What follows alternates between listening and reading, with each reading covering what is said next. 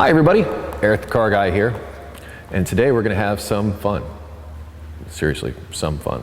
We have a 1999 Chevy Tahoe with a 5.7 liter engine in it, and we are going to replace the starter. Now this video is about the removal and replacement of the starter. If you're having starter issues and you'd like more information on how to diagnose a starter issue, there's a link in the description to a video to help you out with that. I'd like to remind you that this video is brought to you by BBB Industries, makers of premium remanufactured alternators and starters that meet or exceed OE specification in fit, form, and function. Let's go have some fun, shall we? Step one, we want to disconnect the negative battery cable. And on this vehicle, we do that here. There's a little bit of crust there that we want to make sure that we clean up before we install this cable back on here, because any of this corrosion can actually interfere with the circuit. So we want to make sure that we get that all cleaned up before we reinstall that negative cable. Let's just hook it on something to keep it out of the way, because sometimes these will come back up and make contact when you don't want them to.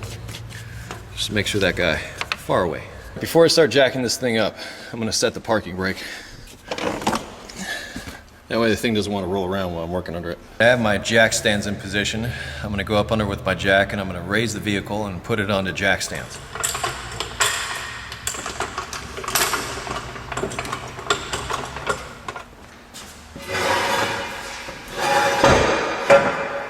Alright, I'll let you in on a little secret. It took me a little longer to get it up on jack stands than I thought it would. And part of the reason is because trying to do it up top like I started out in the video, it's just there wasn't enough travel in the jack to get it up all the way. So I actually ended up putting the jack here and jacking it up on the frame so I could place these larger jack stands. I like using these larger jack stands on these bigger vehicles. Plus it'll give me plenty of room to get up under there to get to that starter. On this vehicle, the starter is located right here, up underneath the engine. It's actually fairly easy to get to, and all that holds it in is these two fasteners. But before you disconnect those fasteners, probably a really good idea is to disconnect the cables first. You've got two. You've got one that goes to the solenoid wire that you can see here, and then the other one that goes to the battery. If you take those off now, when you disconnect the starter from the engine, it won't drop down and put stress on these things here. So, not a bad idea to get under here and get a look at what you're dealing with before you get started. I'm going to be disconnecting this wire and this wire. This one held on by 13.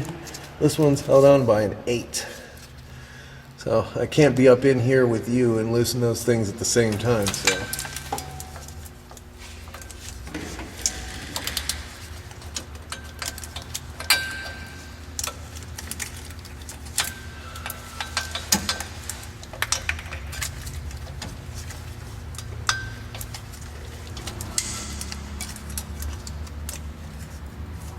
There we go. Both wires disconnected. Not really. It's just a matter of these two fasteners at this point, which are 15s.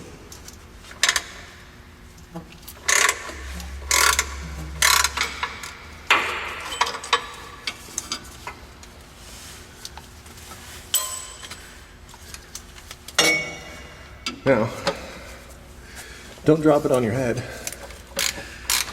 Put a hand on it, because when this bolt comes out,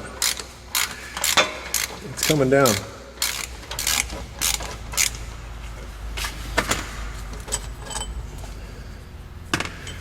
There we go.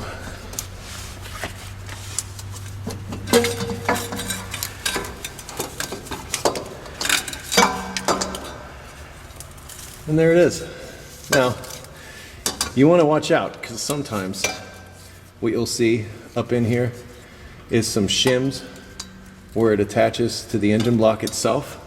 So if you see those shims come out, be sure to note where those went, because they are important. And now that we have our old unit out of the truck, we're going to compare it to the new one. But one thing I want to say before I get this one out is If you're going to buy electrical components, you really should look for quality parts, because I've had this experience myself where I bought some parts that were not so great and had to do the job twice in a short period of time. So it's just something you want to consider when purchasing electrical parts. But one thing I noticed when I opened this box up in this one is we've got some troubleshooting and some installation instructions, which is kind of nice. But I also like the fact that I actually have a sheet that shows that the starter's been tested, you know, by a lot of different things before I ever get it out of the box, which I just think is plain old awesome. Anyway, now that we have it out of the box, what I want to do is compare it to the old starter. And just what we're going to do is just a good visual inspection. Obviously, we're going to have to swap this heat shield over to this new one, but you want to make sure that they're the same size, they have the same electrical connections, that kind of thing. All of these things are extremely important and will ensure that you installing the starter is going to be a successful repair. You can see that these two are, with the exception of the heat shield, the same starter. So I'm going to swap this heat shield over and install it in the vehicle. Something else I noticed in the box, and I'm guilty of doing the very thing that a lot of you probably do, which is just toss this stuff aside, but this right here is an important TSB about actually the crankshaft position sensor, and this is actually from GM, causing the vehicle not to start. So it was really good to have this information. So you want to read through this literature that you get that's inside the package, just so that you make sure that there isn't any information that you might be missing. So now we've got this heat shield switched over to our replacement unit, and I'm going to remove this nut now. That way I don't have to worry about it while it's up on the car. So we're going to take it over the vehicle, and now we're going to install it. Now we are to a point where we are going to install our starter. And something to can be considered when you're doing these installations is there are times when there needs to be shims that are placed between the starter and the engine block itself. I'm going to say refer to the service manual for the manufacturer of the vehicle that you're working on to find out what procedure they want you to follow to put in the correct shims. But as a default philosophy, what I do is if a shim came out, then put that exact same shim back in. But if you go to start the vehicle and you're hearing strange noises, things like that, it very well could be an alignment issue, and that's what those shims do. They help align the starter properly so that it engages the flywheel correctly. At that point, then yeah, go in and take your measurements or follow whatever procedure that you need to follow in order to install that starter. But for us, there weren't any shims, so we're just gonna put her back up in there. One more thing to note is my fasteners are the same length. You may find on some of these that these fasteners are a different length. If they're a different length, be sure to note where you got them from and put them back where they're supposed to go. But with these, I can just put them back in because they're the same length. And here's the other thing with the starter. If you're gonna get one of these in there, make sure you pull on it. Because you don't want it to just catch a couple of threads, let your hand off it, and have the starter fall on your face. That would be an unpleasant sensation, I'm sure.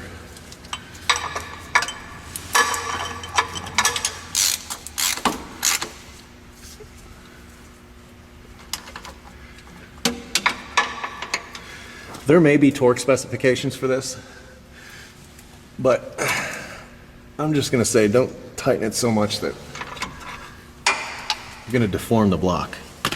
Just get it snug. Make sure it's up on there. And then it's time to reinstall your electrical connections. Now I'm going to restore the electrical connections up here. And one thing you want to be careful of when you're doing this is you don't want to over tighten these connections at all, because sometimes what will happen is you will twist the post right in the solenoid and you can damage the solenoid. So just get them down snug, get them down tight, but don't over tighten them.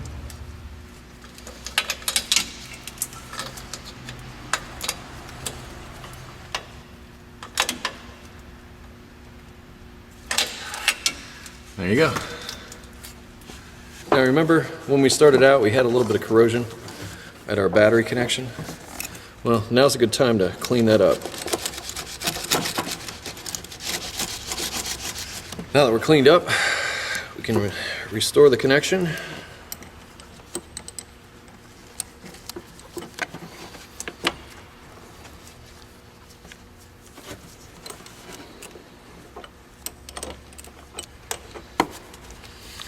Now let's see if that starter works.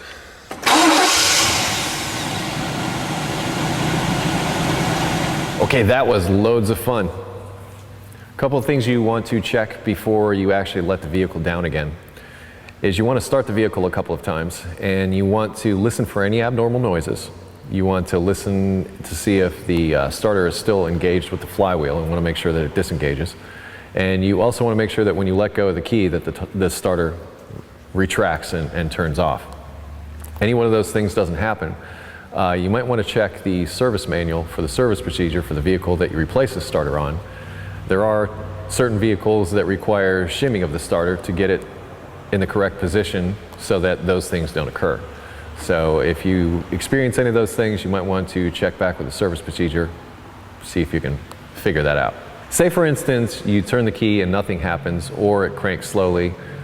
You might want to click the link for the video below this video that will lead you to the starter diagnosis. So there's an entire video on starter diagnosis that was also there. Follow the procedures there if you find any slow cranking, no cranking, or any other issues after you're done with the replacement. Figure that about covers it. I'd also like to remind you that this video is brought to you by BBB Industries, makers of premium remanufactured alternators and starters that meet or exceed OE specifications in fit, form, and function. I am Eric the Car Guy. You can always find me at EricTheCarGuy.com, or you can follow me on Facebook and Twitter. Be safe, have fun, and of course, stay dirty. See ya.